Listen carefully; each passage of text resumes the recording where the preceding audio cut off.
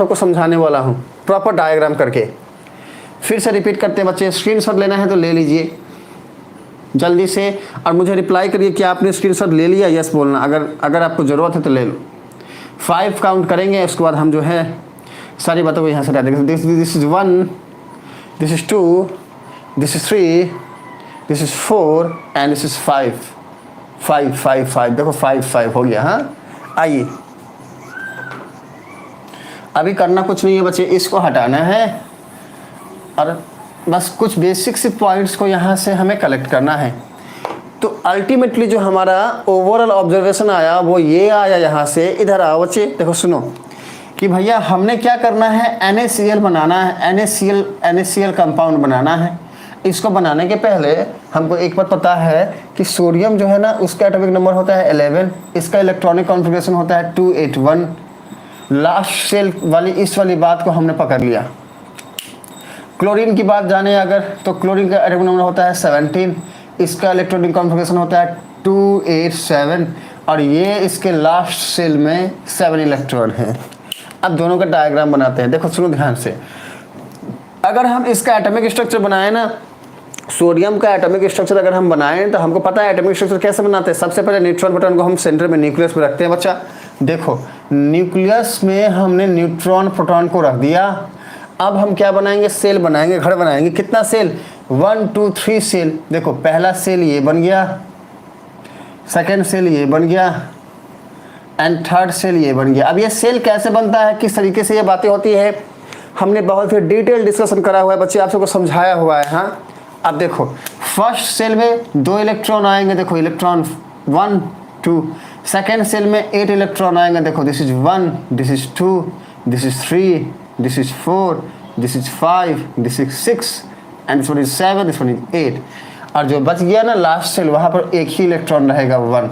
पर हमको पता है कि अगर इसको स्टेबल बनना है तो इसको अपने लास्ट सेल में कितने इलेक्ट्रॉन चाहिए। देखो फर्स्ट सेल में 2 चाहिए, सेकंड में चाहिए 8, तो तीसरे में आएगा 18। अगर 18 इलेक्ट्रॉन होगा तो ही ये स्टेबल होगा, मतलब अपने आप को स्टेबल बनाने के लिए इसको 17 इलेक्ट्रॉन चाहिए, तो कहीं से इसको 17 इलेक्ट्रॉन लेना पड़ेगा। अब देखो हमारे पास सेकेंड केस क्या है, हमारे पास क्लोरीन है।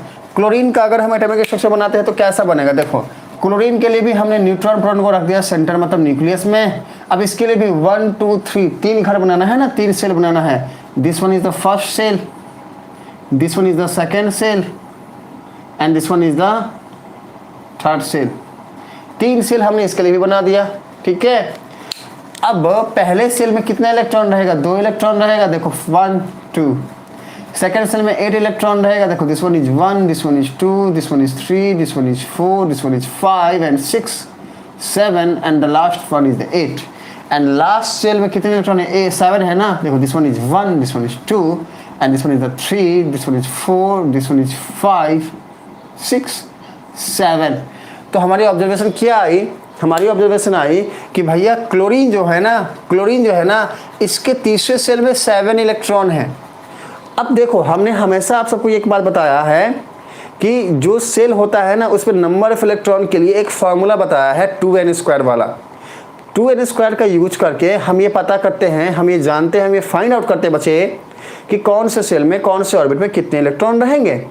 जैसे एग्जाम्पल के लिए अगर हमने 2n² का फार्मूला लगाया जहाँ पर n क्या है, नंबर ऑफ सेल है, तो अगर n जो है 1 हो, मतलब सेल पहला सेल हो, n की जगह पे अगर हम 1 पुट करें तो हमें 2 × 1² करना पड़ेगा, मतलब 2 इलेक्ट्रॉन पहले सेल में रहेंगे, ये हमने पता किया।